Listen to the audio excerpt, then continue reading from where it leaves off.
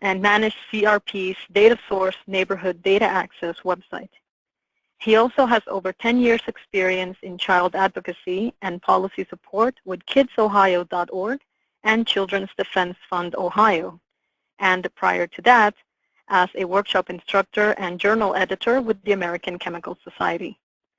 David holds a master's degree in public policy and management from the Glenn School at The Ohio State University and a bachelor's degree in zoology from Ohio University.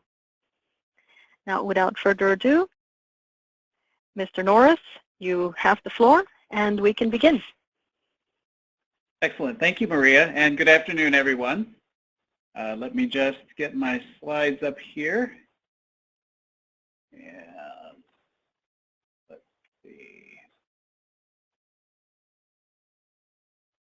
Here we go. All right. Well, this afternoon, what I'd like to do is explore a little bit with you the linkage between place and health, and specifically the linkage between place and neighborhood health in regards to infant mortality and some of the things that you might encounter as you work as peer educators with folks that you'll be working with. Let me just say a little bit about the Kirwan Institute for the Study of Race and Ethnicity. As Maria said, we are located at The Ohio State University in Columbus, Ohio. This slide lays out just a few of the many subject matter areas that we deal with. I'm not going to go into a lot of detail about what we do specifically, although I do want to point out on the left-hand side that graphic with the 4 circles and then the larger gray circles. At the top of that, you'll see a phrase, structural racialization. That phrase describes how race and prejudice have been incorporated into the very fabric of our society through our structures of government, economics, through the neighborhoods that we live in, and so on, the healthcare system that we all utilize. And that is primarily the area that we're going to be talking about today when we talk about the linkage between place and infant mortality. So here's what I'd like to do this afternoon. Just very briefly go through infant mortality, the definition, just so we're all on the same page. I'm going to speak quite a bit about some mapping work and some analysis that we have done in Ohio around infant mortality. But even though the work is specific to Ohio, the concepts that we'll discuss and discover together apply in cities across the country. We'll talk about specifically the linkages, or what we call the spatial correlates, between infant mortality and some of the social determinants of health and neighborhood conditions in 3 Ohio cities. And then we'll talk about how our neighborhoods came to be the places that they are in terms of better or worse health outcomes for their residents. Now, just briefly, and I think you all know all of this, so let's just go through this really quickly. But infant mortality in terms of birth outcomes is the absolute worst birth outcome. It's the death of an infant within the first year of life. And you can see the leading causes listed there. Some are things that we may be able to do little about, such as birth defects. Other things that preconception and prenatal interventions might be able to have some influence over, like being born too small, being born too early, and some of the maternal complications of pregnancy. And then some of the causes of infant mortality happen after the baby leaves the hospital and is living in the home within the first year of the baby's life. And we'll look at mostly those factors that happen after the baby leaves the hospital today. Just real quickly, the infant mortality rate, I'll be using that phrase quite a bit today. You'll see it abbreviated as IMR. It's the number of infant deaths before age 1 per 1,000 live births. And you may have heard the phrase, the infant mortality rate is the canary in the coal mine for community health. If you see high rates of infant mortality, that generally tends to signal that there are other poor health outcomes happening in those neighborhoods as well. So we're actually going to test that today. We're going to look at not only infant mortality, but other health outcomes that are linked to place. One of the reasons that we are really concerned about infant mortality here in Ohio is that our state doesn't do very well in terms of infant mortality. We'll look at some statistics on that in a second. But in fact, our entire nation doesn't do well in terms of infant mortality. When you look at the infant mortality rate in the United States compared with other advanced countries, you can see in that bar chart to the right that among those countries displayed there, we are pretty close to the bottom, if not the bottom. There are probably some countries that are below us, but not among the developed countries.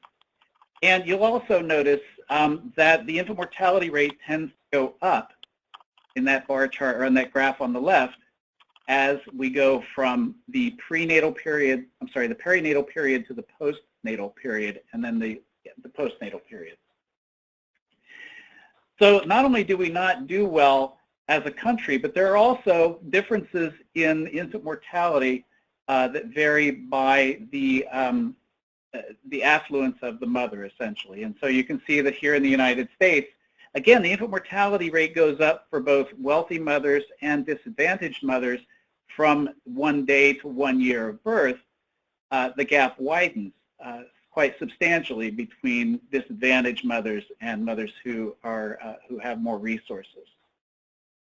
Now, I want you to keep that gap in mind as we look ahead here, because if you look at where babies die in that neonatal period, 1 month after birth, versus the post-neonatal period, you see that the location of the infant's death varies quite a bit between those two periods. In the neonatal period, overwhelmingly babies who die in the hospital as inpatients. These are most likely babies that have had congenital problems. They're babies that have struggled from the point of birth. And most likely these are largely babies that never leave the hospital. When you look at the post-neonatal period, however, you see that the majority of infants who die either die in the home or in the emergency room, probably because they were having trouble at home and were brought to the emergency room and never made it to inpatient status. And it's in that post-neonatal period when these socioeconomic status issues tend to play a role in how a baby does, how well a baby thrives. So I want you to keep that in mind as we move forward and talk about place. Now, here's Ohio compared to the rest of the states in the Union, and you can see in that graph on the left, Ohio is pretty far down in terms of overall infant mortality for white babies. We rank probably, depending on whose numbers you look at, between 42, 48 or so for overall infant mortality.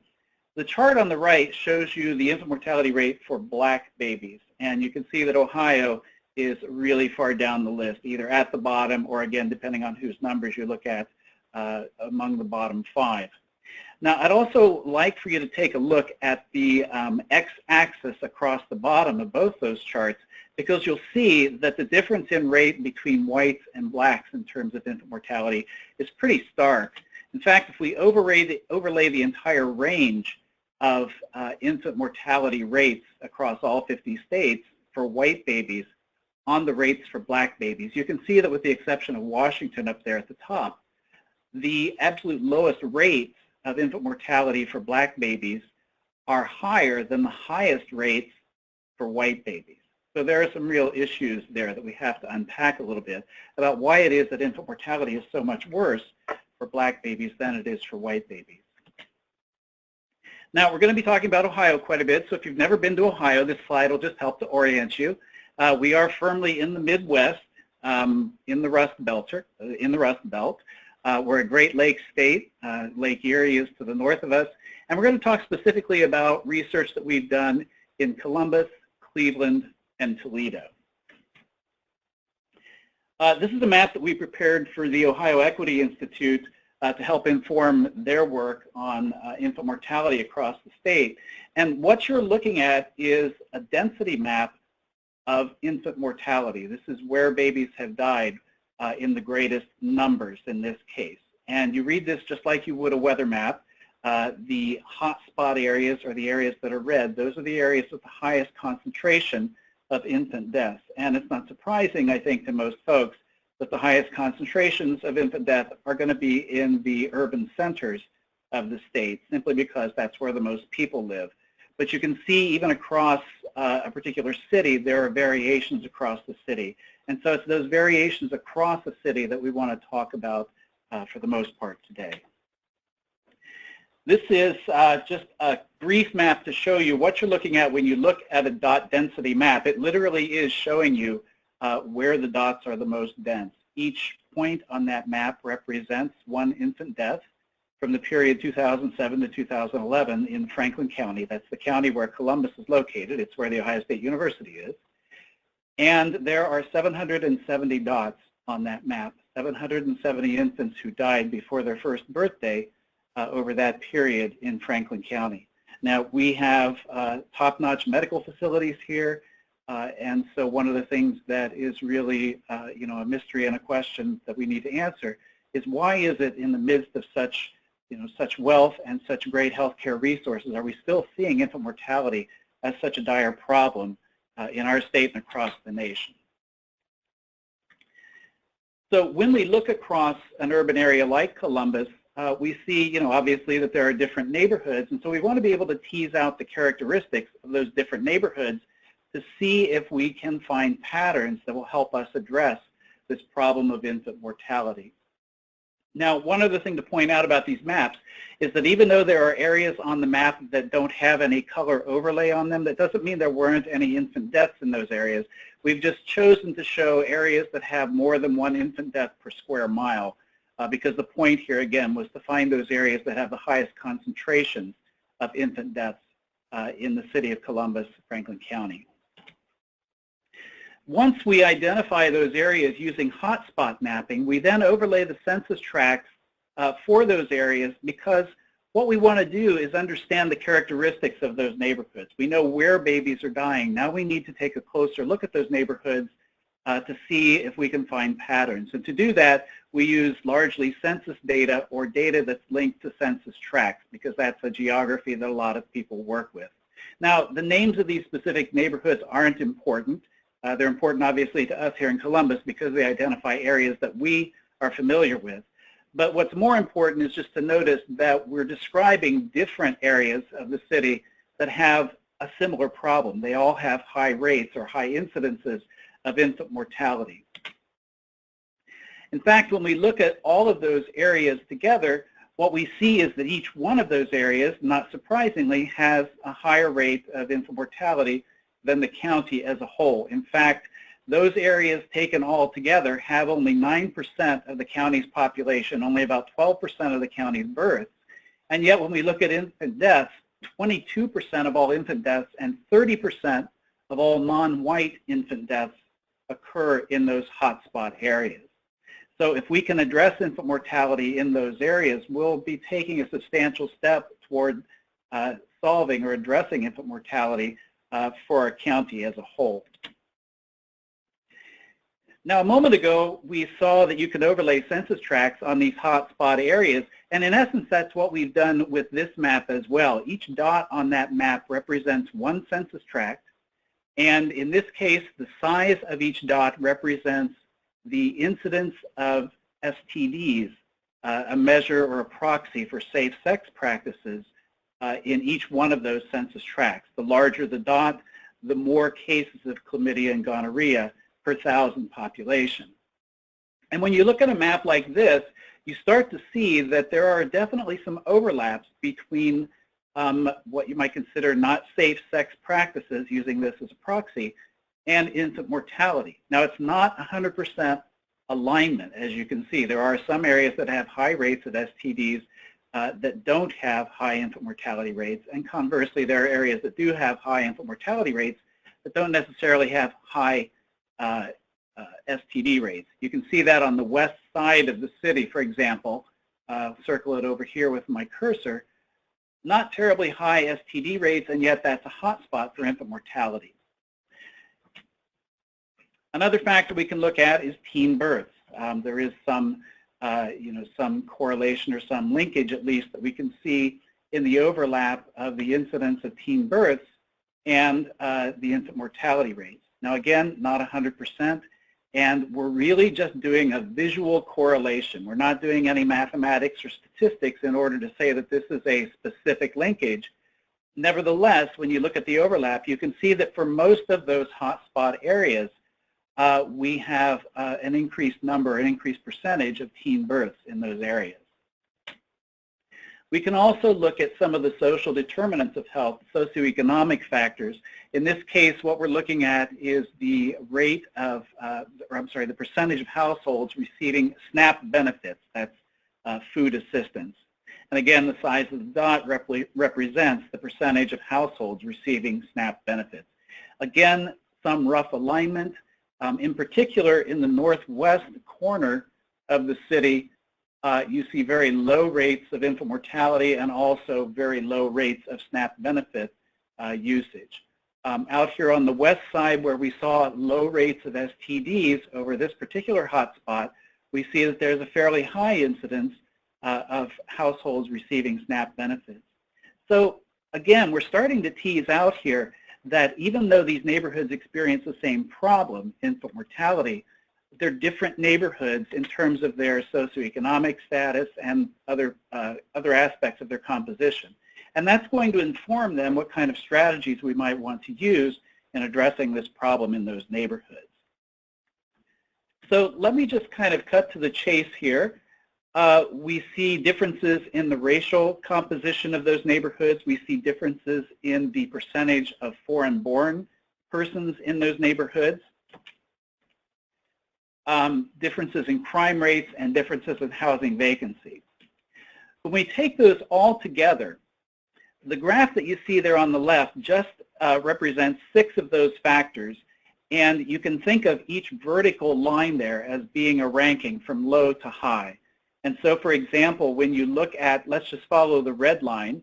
The red line is for an area of town we call Franklinton, and it's got an infant mortality rate about halfway between the highest and the lowest infant mortality rates for those hotspot areas. Looking further to the right, the percentage of preterm births, about 75%. And then when you look at the percentage of non-white and foreign-born, very low percentages of both. Looking at these different arrays of characteristics lets us characterize these neighborhoods so that we can, make some conclusions about the folks who live there and the types of interventions that might work in those areas, and strategies for doing outreach. And so when you look at Franklinton Hilltop, this is a low-income, predominantly white community, a lot of urban Appalachian influence, and there's significant neighborhood distress. You can see that by the vacant housing rate and the violent crime rate. Kind of at the other end of the spectrum, these 3 communities all, again, track pretty closely together on those indicators that we show on the chart, and these are our immigrant communities, a lot of Hispanic Latino families, African-born blacks. We have a very large Somali community in Columbus, and relatively less neighborhood distress. And you can see very high percentages of both non-white and foreign-born. And then finally, these 3 neighborhoods that go through the north-south axis of the central part of the city are predominantly African-American communities, low income with significant neighborhood distress. These are South Linden, Near East, and Near South.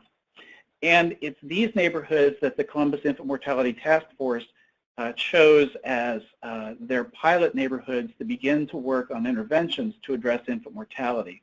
And their choices were based in part on the research that we did for them through these mapping efforts. Now, we just looked at infant mortality, but if you look at the other end of the spectrum, the end of the life course, look at life expectancy from birth, you see that there are also similar patterns with life expectancy. The central city portions have the lowest life expectancies, and the outlying suburbs have very high life expectancies. The key here is that place seems to be the common denominator. In fact, when you look at the range there, the span of life expectancy is almost 20 years from zip code to zip code across Franklin County. It's a pretty stark difference, and we've seen similar differences through our research and through the research of others in cities all across the country. So let's talk about the foundation here. Let's talk about place as a determinant of health outcomes. We're going to talk some about our historical policies that shape neighborhoods, and we're going to shift away from Columbus for a moment and talk a little bit about another city, Toledo. That's the one on the map that was in the upper left corner of the state. It's a moderate-sized city. It's a little bit smaller than both Cleveland and Columbus, a little bit larger than a town. I guess the population there is probably around 250,000 in the central city. So let's talk about place a little bit and urban development. It's important to keep in mind that the way our cities are structured is not a result of natural processes. The way our cities are structured are the result of policies and practices that human beings have implemented. And so we need to talk about the role of racial and social exclusion and, frankly, exploitation as driving forces in shaping the cities that we live in. Now, we're not going to have time to talk about all of these different drivers of racial segregation in the structuring of our cities. I'll just mention very quickly some of the ones on the right there. For example, zoning and land use practices.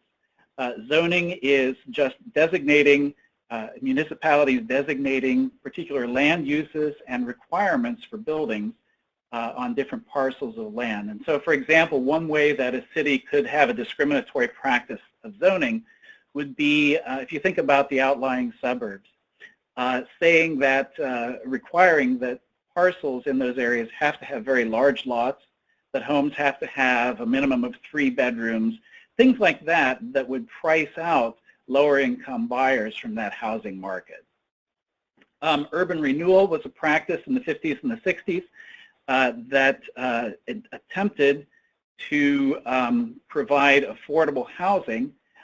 We won't go into any of that other than to say that I'll give you some references at the end that will kind of walk you through some of the steps of urban renewal and how those policies kind of both misjudged the social structure of the country and also actually were discriminatory in their practices. On the right there, you can see another program that significantly affected our cities, the building of the interstate system. This happens to be Interstate 71 as it was being built through Columbus. It follows the north-south trajectory through the middle of the city, and if you think back a few slides, it slices right through a good portion of the African-American community in Columbus. And I think if you, as you drive in your own city, down an interstate and look to your left and look to your right and imagine what was in the place of that interstate before the highway arrived, I think you'll get a sense of just how divisive and how destructive the interstates were to particular neighborhoods in our cities. Remember that the folks who created the interstates and created the policy listened to their constituents, and they also listened to folks with political power. And if you think about a typical low-income neighborhood that doesn't have a lot of organization or a lot of resources, not a lot of political clout there either. And so it's not surprising that those neighborhoods in particular were devastated by the interstate. And then, of course, there are the kinds of explicit racial discrimination and intimidation practices that I think most of us are most familiar with because they're the interpersonal kinds of things. For example, a realtor may show a black family fewer properties than a white family, or they may show black and white families properties in different parts of the city. Those are discriminatory practices, and they further segregation in our cities. But I want to go over to the left there and talk about redlining and investment practices. And we're going to spend a little bit of time on this because of all of these are the ones that are probably the most universal practices and the ones that probably had the most effect overall on shaping our cities to be the way that they are today. Now, before we talk about redlining specifically, and I'll define that term in a second, I do want to also point out that one practice that was used to prevent as they say it, the infiltration of undesirables as they defined them, and undesirables at this point were blacks, Asians, people of Eastern European descent. In essence, anybody who wasn't what in the language of the day they called a natural born white, which is an odd phrase. but it was the way that whites in those days referred to folks who were white and were well established. But one of the structures that were utilized were racial covenants inserted into deed documents or incorporated into subdivision bylaws and property owners associations. You can see an example of one of those here on the right. None of the said lands, interest therein, or improvements thereon shall be sold, resold, conveyed, leased, rented to, or in any way used, occupied, or acquired by any person of Negro blood or to any person of the Semitic race, blood, or origin, which racial description shall be deemed to include Armenians, Jews, Hebrews, Persians, or Syrians. Now, this language might have actually been inserted into the deed document itself, and when a person purchased that home, this was, at the time it was written, a binding contract saying that if they agreed to purchase the home, then they also were agreeing not to sell the home to any of these folks that were listed here. Those have long since been determined to be unenforceable, but if you have an older home, say built in the 20s or before, or maybe a little bit later, take a look at your deed and see if it includes some of that language. You might be a little bit surprised at what you might find in your deed.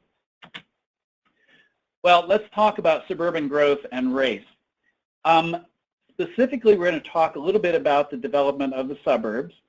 You may have heard the term white flight, and so this is going to describe how basically whites left the central cities for the suburbs, leaving the central city, the central core, without an adequate tax base, and therefore kind of set it on the course to decline. But there were some other factors involved, and we'll go into those. If you look at the prime suburb shaping years from 1930 to 1960, fewer than 1% of all African Americans were able even to obtain a mortgage. They were entirely closed out of the housing market. And if that phrase, formation of white America, sounds a little strange to you, again, I'll have a resource listed at the end that helps to explain exactly what that means. In essence, what it means is that the concept of white and the concept of race overall is essentially just that. It's a social construct. It's not a genetic reality.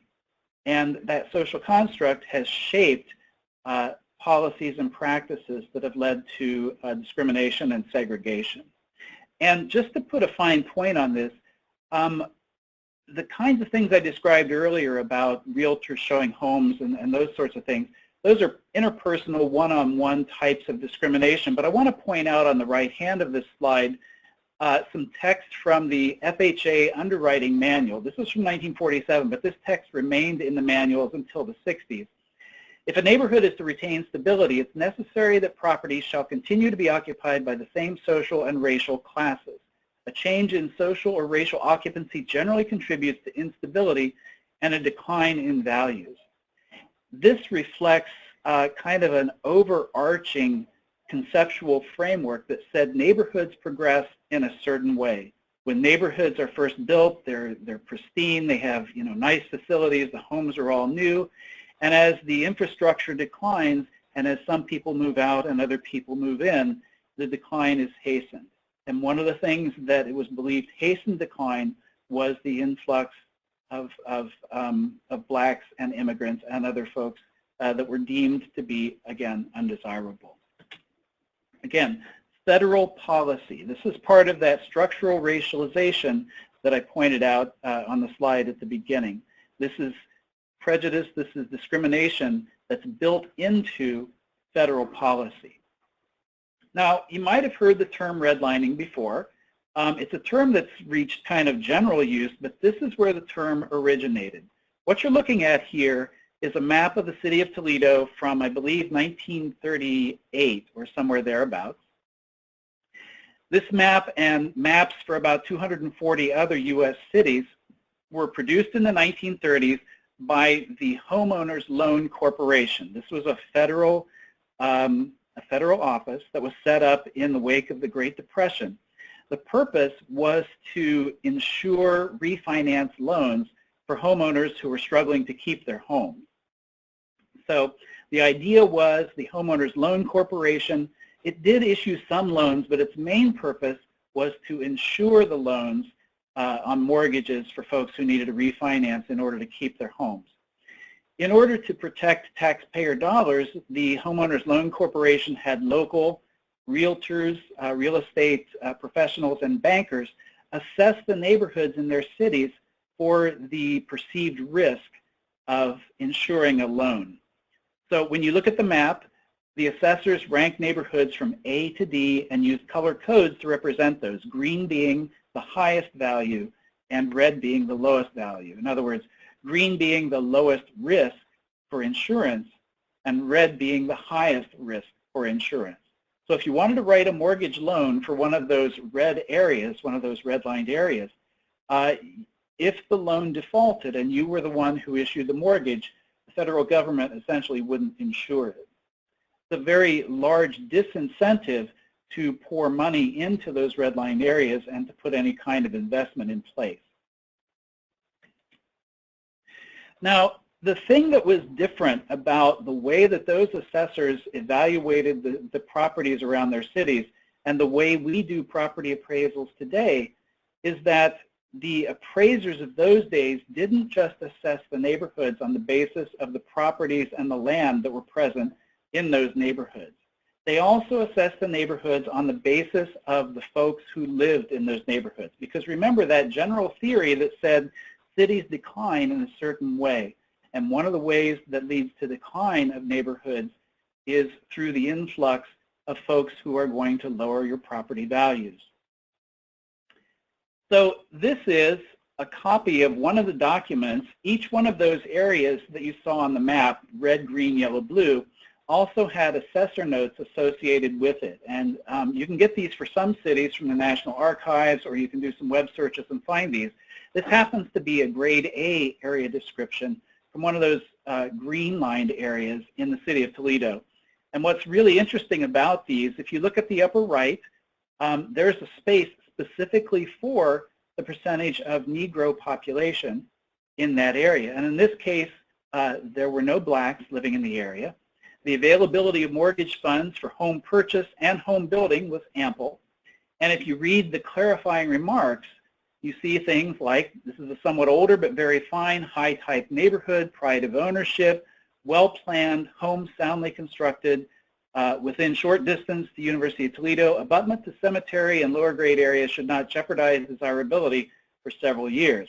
So, you know, cemetery, obviously a fixed use, and so you were pretty much guaranteed that nobody was going to move in next to you if you lived in this area. Now let's take a look at a grade D area description, again from Toledo. Factory and common laborers, about 20% black. Availability of mortgage funds for home purchase, very limited. For home building, very limited. And in the clarifying remarks, now rapidly being run down through influx of colored and low-income group of whites. Heavy relief load, high vacancy ratio. Another grade D area description, about 95% black. And look at that, availability of mortgage funds for home purchase and home building, just flat out no. There was just going to be no mortgage investment in this area at all. And the only difference between this area and the preceding one was the percentage of black. So we talk about the life course of individuals.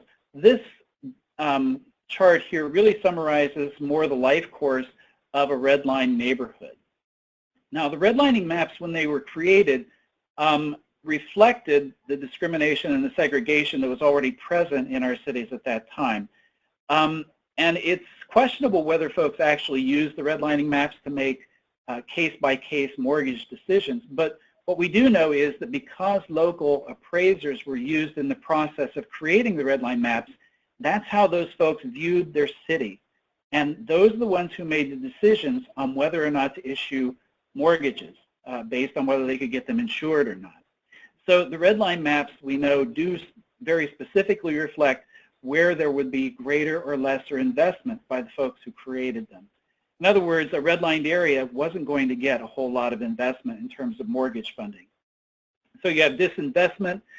Because there's no investment, then it becomes kind of a self-fulfilling prophecy that the housing stock would decline there. And then in later days, we also see predatory lending in those areas and property value loss. Again, a self-fulfilling prophecy, because if you're not investing in those neighborhoods, you're going to see some decline. Some results that come out of that: foreclosures and vacancy. You also have crime and safety and health problems because the tax base is declining in those areas. And then you also, if you are a homeowner in those areas, your property values have gone down, and so you see a loss of the equity that you build up in the home that you've purchased, if you've been able to purchase one. Well, let's see if that bears out. Again, this is Toledo. The upper map there is just to remind you, that's the redlined area. The lower maps are from 2013. These are residential parcels. In other words, each little space on that map represents one residential or one home parcel. And you can see, largely in the areas that correspond to the areas that were redlined, most of the residential properties were built before 1950. So, you know, there hasn't been a whole lot of new construction at all in those areas. Some neighborhoods have seen absolutely none. And also the property values in those areas are very depressed. Well, let's look at some health correlates as well. We said earlier that place makes a difference in health outcomes. And so if you look at the risk of lead poisoning in those areas, and let me go back here for a second. These two factors together, low property value and homes built before 1950, or even homes in yellow built before 1970, those two factors combine to create a pretty high risk of lead poisoning because of lead-based paint dust in the homes. And in fact, we're doing some of that work in Toledo now with some of the legal aid agencies up there. And not surprisingly, if you look at the red line map, you think about the current valuation of those properties and the age of those properties, again, it's not surprising that the disinvestment in those properties has led to a high risk of lead poisoning, as shown on the map on the right. We can also overlay other things on the red line map, again, remembering that the red line map correlates pretty highly with lead poisoning risk. We also see that in the 2000s, if you look at those neighborhoods that were previously redlined, there's a pretty high proportion of those neighborhoods that were also targeted with high-cost mortgage loans. We think of this as actually being reverse redlining. In the redlining days, it was a lack of information about the lending practices that got folks into trouble when they actually tried to obtain a mortgage for those areas. In the era of the high-risk, high-cost mortgage loans, it was actually an overabundance of information. People were given way more information than they could absorb and simply signed on the basis of essentially trust to get a high-cost mortgage loan. And not surprisingly, a lot of those loans went into default. The effect being that what little equity was left in those areas that had been previously disinvested was more or less sucked out of those areas, further depressing them. Well, let's look at health outcomes. Now, let me go back. No, here we go. The infant mortality hotspot map is shown overlain on Toledo. It's a little difficult to see, but you can, if you look in the upper right there, you can see just the lip of Lake Erie dipping into the city there. So that'll orient you a little bit. These are the hotspots, and overlaid on those hotspots are the outlines of the census tracts that we use to analyze those neighborhoods. And if we overlay those census tracts that correspond with infant mortality, I think you can see that here again, for the most part, except in the northwest corner of the city, those previously redlined neighborhoods are also the areas where we see high incidences of infant mortality. Again, disinvestment in those central neighborhoods has led to conditions that are rife for creating poor health outcomes. And it's not just those two cities that we've looked at here. Just to kind of put a final point on this, this happens to be Cleveland. This is the red line map from 1940s Cleveland. Lake Erie is up here to the left, right along here. The Cuyahoga River comes down through here, the river that caught fire a few years ago. And when you look at the red line map compared to current health outcomes, in those previously redlined areas, you see infant mortality rates 5 to 6 times higher than the non-redlined areas. You have higher rates of lead exposure, just as you have in Toledo, higher exposure to toxic waste release sites. You have the highest vacant property rates. You have more than 1/2 of all residential loans subprime. And there's a 15-year difference in life expectancy between those previously redlined areas and areas in the rest of the city. And again, let me just toggle between these two just so you can see red line, infant mortality. Again, for the red line, it's both red and yellow areas that were disinvested. The red-lined areas primarily, but the yellow areas were seen as being in decline, and so there was a very low tendency to invest in those neighborhoods as well. So red and yellow areas, and again, infant mortality, current outcomes.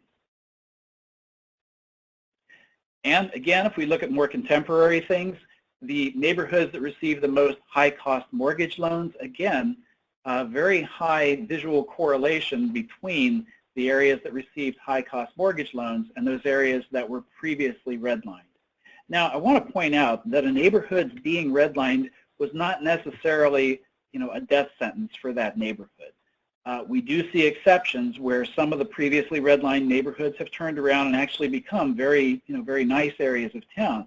And the question we need to ask when we see those kinds of transformations is whether it was a straight line progression between being a redlined area and, kind of a nicer area. In other words, the area picked itself up by its bootstraps.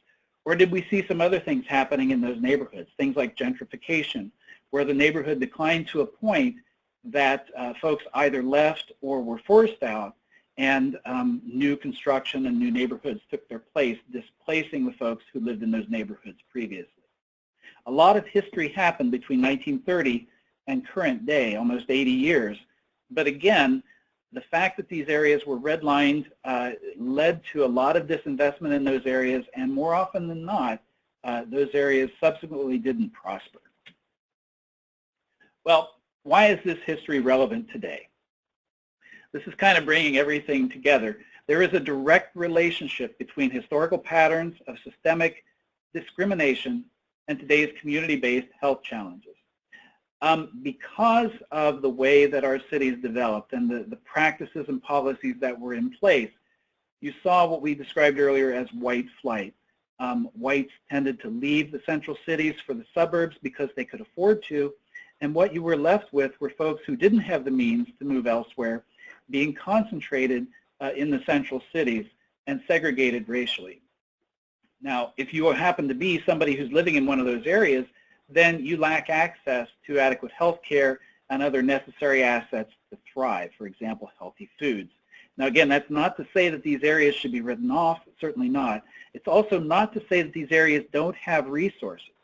One of the things that we do when we work with a neighborhood is not only to help them identify the areas of need, but also to identify the assets that are present in those neighborhoods that can be marshaled to address the problems and the needs of those neighborhoods.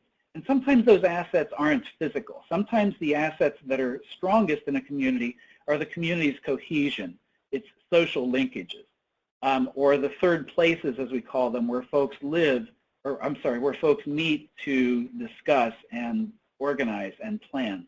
So assets aren't necessarily physical, but they are definitely important in these neighborhoods. Another thing I just want to briefly mention is that the folks who live in a disadvantaged neighborhood don't spend their entire lives in a disadvantaged neighborhood. They also interact with society at large. And if you are Black growing up in America, you are under pressure 24/7. What we call microaggressions, or the little slights that Blacks are subject to when they interact with mostly whites. This creates some stress levels in addition to the stress of living in an impoverished area. And as biologically focused folks as you are, you understand that if any creature is stressed 24/7, there are physiological responses, hormonal changes that can lead to permanent or oftentimes very long-term effects on the physiology of that organism, and that organism includes human beings. And the reason we know this is because when you look at health outcomes for Blacks compared to whites, even when you allow for all other factors being equal, so Black families and white families of the same socioeconomic status, living in the same types of housing, the same kinds of neighborhoods. When you look at health outcomes between whites and blacks, blacks still have worse health outcomes than whites. So there's something else going on there besides socioeconomic status. It's not that that's not important, but it's also not the only factor that figures into poor health outcomes for blacks. So I guess in terms of recommendations, and I don't know specifically how much involvement a preconception peer educator has with the folks that you're interacting with if they happen to become pregnant and throughout the pregnancy and throughout the first year of birth. But what I would advise is that if you have the opportunity, then by all means, take all attempts to connect the folks that you're working with resources that will buoy them up through pregnancy, through delivery, through that postnatal period, and especially the post-neonatal period, that 2 to 12 months, because that's where, in terms of infant mortality, we tend to see those socioeconomic status factors really impinging upon the health and the ability to thrive of infants. Well, I said throughout that I had some resources that I wanted to put up here for you, and here are a few that I've found really helpful as I've thought through some of these problems.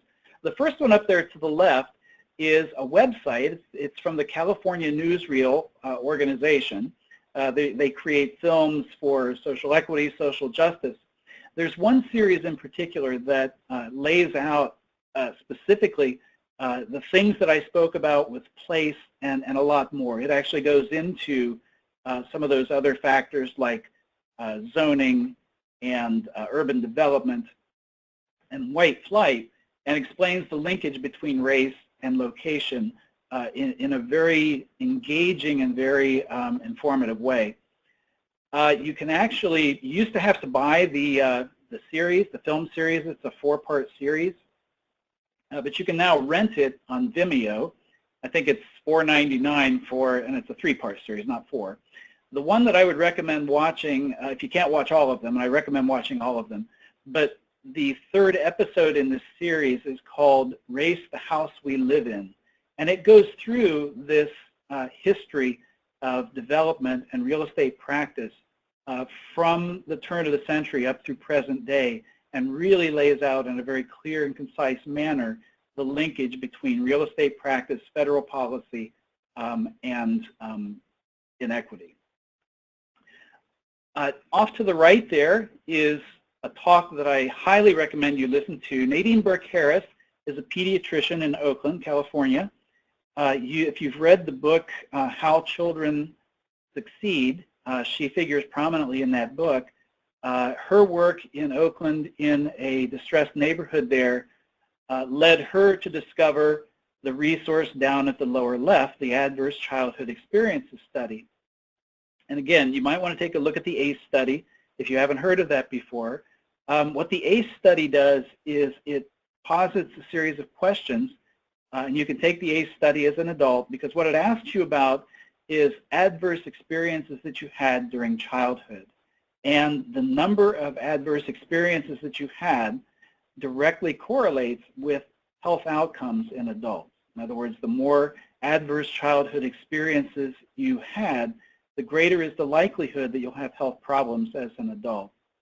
Again, Dr. Harris explains that very well. It's an engaging talk. It's about 20 minutes. It'll give you kind of a brief overview of the ACE study and its use and the correlations between childhood trauma and adult health outcomes. The one other thing I would mention, and it's not on the resource page here though, is that one of the reasons I'm mentioning the ACE study and Dr. Harris's talk is that if you are working with if you're counseling folks who grew up in one of these distressed neighborhoods, or if you're counseling minority folks or black folks, then you should keep in mind that these adverse experiences and the experience of living in a distressed neighborhood may be part of their background if they're growing up. And so it's essentially important to, again, connect them with resources that can help them through this period of their lives. I'd be remiss if I claimed credit for all of the work that I just described to you. In fact, there have been several staff here at the Kirwan Institute who have worked on this research. Some of them are listed there. And in addition to those folks, probably about half a dozen more graduate students have assisted us with this work as they've gone through the Kirwan Institute. And that brings me to the end of my talk. My email address is there. Again, I'm David Norris, Senior Researcher at the Kirwan Institute, and if you'd like to reach me with questions, you can do that. Thank you very much. All right, thank you very much, Mr. Norris. That was a fantastic presentation. We did have one question regarding your sources, but since you've answered it with one of the slides, I will read the second part of that question, which was if you know of resources that are county or specific city, if there's that kind of data for a particular county or a particular city. For example, the person asking is from Rochester, New York. What kind of data specifically? The birth certificate data or? The question was regarding examples of historical drivers of segregation and exclusion policies. Okay. I'm not sure about Rochester specifically. I do know that you can find several resources on the web that will point you to some of the redlining maps.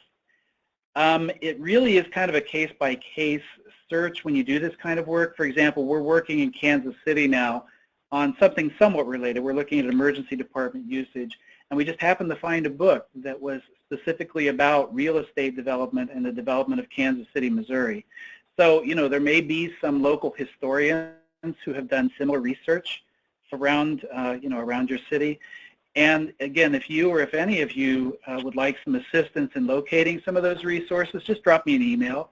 In the course of doing our research, we've come across resources, all across the country, and we can certainly help to point you in the direction of some of the data that you might want. All right. Our next question is if you've looked into the Flint, Michigan lead issues, and have you found similarities in the Flint crisis that relates to your own research? Well, we haven't looked at Flint specifically, and the lead research that we've done in Toledo is really around lead paint rather than the kind of issue that they had in Flint, which was lead in the water. And my understanding of Flint was that when the city of Flint switched from the Detroit water system over to taking water directly out of the Flint River, they also failed to add a chemical that conditions the pipes and then keeps the pipes from leaching toxic minerals and substances. So it's really kind of a one-two punch for the citizens of Flint. Not only were they getting toxins in the water itself, but they were also getting lead leaching out of the pipes that were part of the infrastructure of their water system. Now, having said that, I think that Flint is not an outlier. I think we're going to see a lot more examples, not necessarily of the magnitude of Flint, but I think people are going to be paying a lot more attention to the way their water is treated and also the infrastructure of the pipes through which the water is passing. Lead was a common agent in piping, through most of the 20th century. And so I think we're going to see a lot more cities that are going to come to an awareness that they're sitting on top of, this crisis waiting to happen. In terms of similarities to the kinds of things we've done in Toledo with lead, the dosages for paint lead tend to be, a little bit less acute than the ones you're seeing in Flint, simply because the concentration of lead in the water was so high there, and it was such a toxic hit to the system that you saw some really, really terribly elevated lead levels and other toxins as well in Flint. If you think about a similar situation with, let's say, compare Detroit with New Orleans and Katrina, you saw similar things happening to the destruction of both of those cities. It's just that in one case, one was a man-made situation. The other was a combination of man-made failures of the levees and nature. But the result was essentially the same. One happened rapidly, the other happened slowly over time. But the end result was the same. And it's the same with Toledo and lead paint versus Flint and lead in the water. Basically the same result. You have a lot of children who were poisoned and adults as well who never should have been, and it was a policy and a government failure. Oh my God. Oh, wow. We suddenly got a whole bunch of questions here at the end.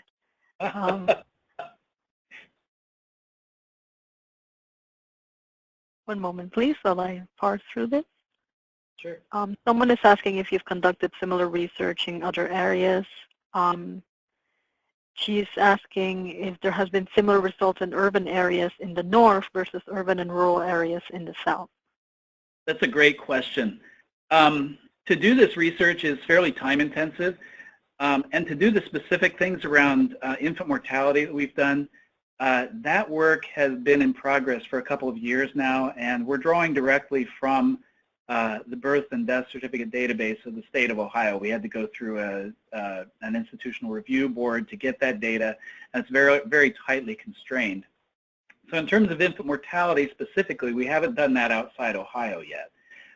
We have looked at the redlining linkages in some cities outside Ohio, and specifically we're looking again at Kansas City right now. We have done some work in Birmingham and also in Dallas, and that work is still in progress. We're actually curious ourselves to see what kind of differences we'll see specifically in the documentation, those assessor notes that go along. One of the things that we saw in Birmingham, for example, that differed from the red line maps that I showed you for Ohio cities was that in the maps you saw in my presentation, for the most part, the city was parsed out into A, B, C, and D areas. In Birmingham, what we saw in the red line map was there were A, B, C, and D areas, and then there were entire swaths of the city that were completely crossed off as black or Negro in the vernacular of the day. And so they weren't even considered to be on the radar in terms of any kind of investment for mortgages whatsoever. They simply were not even in the game in terms of mortgages. So that's one interesting difference that we saw. But again, that work is in progress, and we're really hoping to learn a lot more. So we're asking the same question. We just don't have a whole lot of answers to it just yet. Now, having said that, there are folks who have done similar research in other cities. Richmond, Virginia, I believe, has a website where they've actually overlaid a digitized redline map on current day conditions, and you can compare those. If you just do a Google search on redlining maps, you'll come upon a Slate page. This is the online magazine Slate, and they have a web page that I think specifically the title is Where to Find Redlining Maps for Your Area. So you can certainly find those. And again, if you want some assistance with interpreting those, looking at those, and you know, correlating them with current conditions, drop me a line and we'll work with you. All right, another question. We're getting this one more than once, which is, have you done similar research, or do you know of someone who's doing similar research regarding Latino communities? Not specifically Latino communities. I focus pretty much on African American communities because that's where we see the most health disparities, the most glaring health disparities. Again, in Kansas City has a very large Latino population, primarily due to its historic linkages with the railroads. There's a very large Latino community that settled pretty much around the central rail yards of the day. We're getting into some of that. We're limited with the data that we have because we're using hospital records in that case. And even though the city has a very large Latino population, when you look at the way the data was collected on patients when they were taken into the hospital, there wasn't a place for people to indicate they were Hispanic or Latino. So we're pretty much having to go by assuming that Latino patients, in the absence of the option to indicate they're Latino, probably either mark their race as white or other, and doing a demographic overlay with the census tracts to try to ferret out which parts of the city are specifically the Latino population and the Latino patients. But I think, you know, even given the lack of our research on that, I think the same thing holds in that when you look at these distressed neighborhoods and lower income folks, they tend to be concentrated in these areas that also experience these other poor health outcomes as well. Another question we have is in regards to, it's sort of a two-parter regarding this research. Number one, do you have any suggestions on how people can improve their health outcomes? Or do you feel that because they were born or grew up in this red lines, in this distressed areas, that they're more or less doomed to bad health outcomes?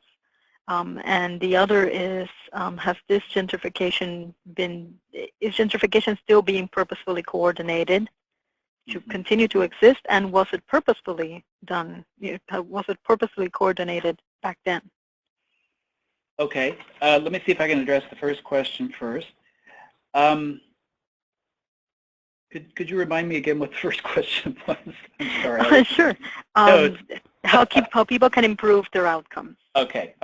Yeah, so I think one of the messages that we like to communicate when we present this work is that because our cities were formed largely through the workings of policy, policy is informed by people's values. And so one of the ways to change the situation, because again, remember, it's not a naturally occurring situation. It's the result of, again, purposeful policy choices and purposeful policy decisions. So I know it sounds a little bit weak, I guess, to say this, but I think our current primary situation really is also pointing to the need to be politically involved, the need to be advocates for your own area, for your own city, for your own neighborhood. But I think it also, calls to account the folks who have power. The folks who have power are the ones that can move the levers. And so you really need to be in contact with those folks and, hold them to account. Now, in terms of the other question about whether folks are doomed, no, I don't think folks are doomed. In fact, when you look at the research around microaggressions and around chronic stress, it is possible to reverse some of those physiological effects, which is why I said that they may be long-term, but they're not permanent. There are therapies and other interventions that can help individually with, reversing the effects of chronic stress. So those are available if you can find those resources. I think the other thing to say about this is that one of the reasons we like to look at multiple factors when we look at these neighborhoods. So we look at things like the racial composition, certainly, but we also look at access to jobs. We look at access to transportation. We look at the quality of schools. We do an exercise we call opportunity mapping, where we roll together about 20 of these different indicators, and we didn't look at that today. But the point of doing that is to bring multiple stakeholders to the table. One of the questions we get is, well, this map that you just showed me looks an awful lot like a poverty map. Why don't you just show me a poverty map? Or you're not telling me anything I don't know about my city. Well, if we put just a poverty map up there, then we've defined the problem as poverty. And poverty is a problem. But if you tell people the problem is poverty, then it falls to the poverty advocates to solve it. And everybody else can just kind of sit back and wait until that happens.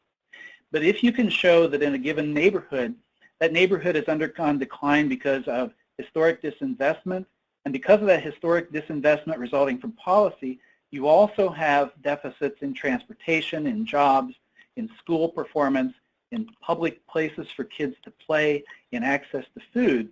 You show that all of these factors are at work at once. It gives everybody a little bit of responsibility in having created the problem, but also it gives everybody a piece of the solution. And it really does have to be a multi-pronged solution for these neighborhoods in order to lift them up. The other thing I would say about that is that, as you just saw from this presentation, these neighborhood conditions didn't develop overnight. We looked at the 1930s redlining maps, and keep in mind that those redlining maps represent the segregation that was already in place in those cities. These folks were describing them, regardless of their specific intents and methods. They were describing real segregation that already existed in those cities. Redlining didn't create the segregation and the discrimination, but it did give us a point in time where we can say specifically, yeah, that existed even then. These neighborhoods have been developing over long periods of time, and so in order to correct these problems, we've got to have multi-factor solutions that also are going to take a long time to have effect. What that says is that if you're looking for political solutions, you really need to frame the problem, frame the solutions as these are things that have to outlast election cycles. These are issues and problems that we have to tackle using multiple stakeholders at the table over a very long term. Again, not to say that there's no hope. There is hope, but the solutions aren't going to be quick.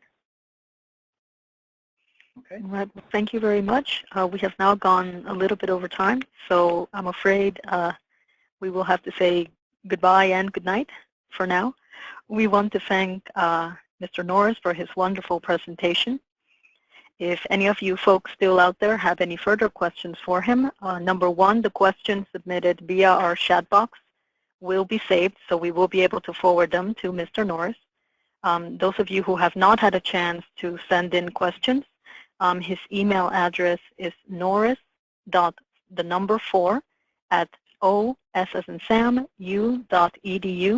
and I believe he's moving forward on the slides to show you. Yes, there it is. So you can send any further questions there to him. To answer the most popular question of the night or of the evening, yes, it has been recorded. It will go out in about 1 week, and the slides will also be available. Send us an email to either Tadeo Wusu or myself. The information is there in your chat boxes, and his email should also be in the invite that you received. So if you need those two things, just give us a call. You should get them within 1 week, though. So again, to reiterate, thank you very much, Mr. Norris. That was a fantastic, if a bit harrowing presentation, seeing all these horrible things that have happened. I want to thank everyone who stayed right here till the very end and all the people who were with us from the beginning as well. So thank you very much, and we hope to see you at our next presentation. Thank you. You're welcome.